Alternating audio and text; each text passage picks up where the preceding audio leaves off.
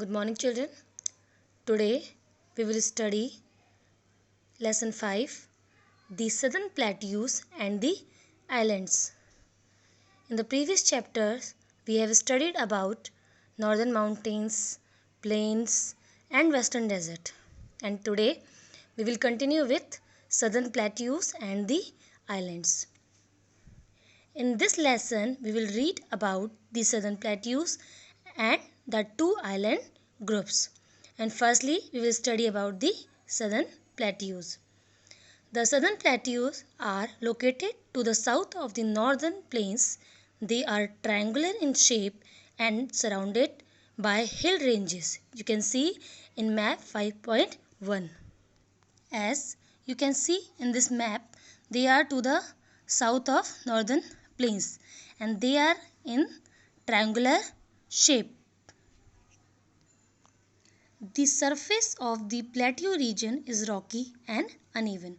Means the surface, the land area is rocky.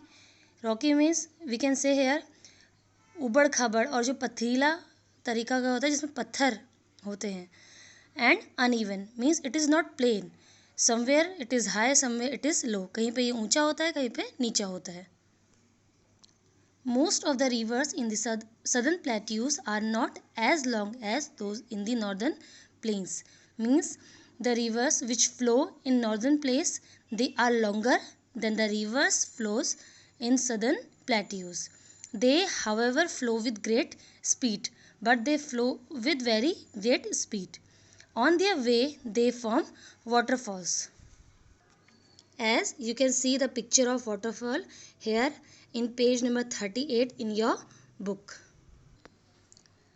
A plateau has a flat top and steep sides. You can see in this picture flat top and steep sides. Steep means straight. Since it looks like a table, a plateau is also called a tableland.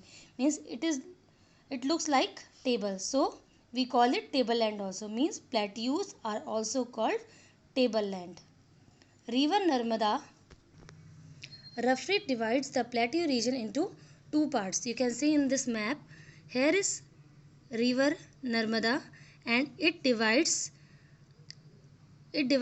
southern plateaus into two parts. Number 1 Central Highlands and number 2 Deccan Plateau.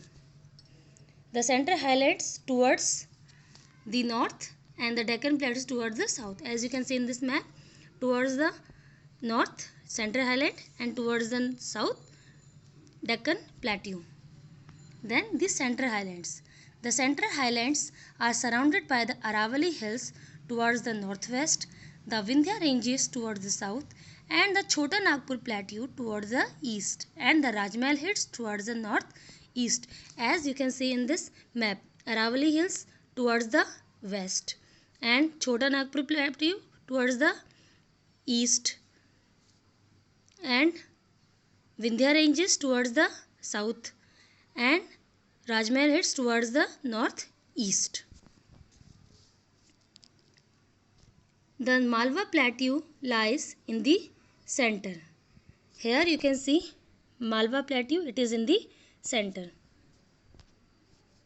Many rivers of the Central Highlands join the Yamuna and the Ganga from the south.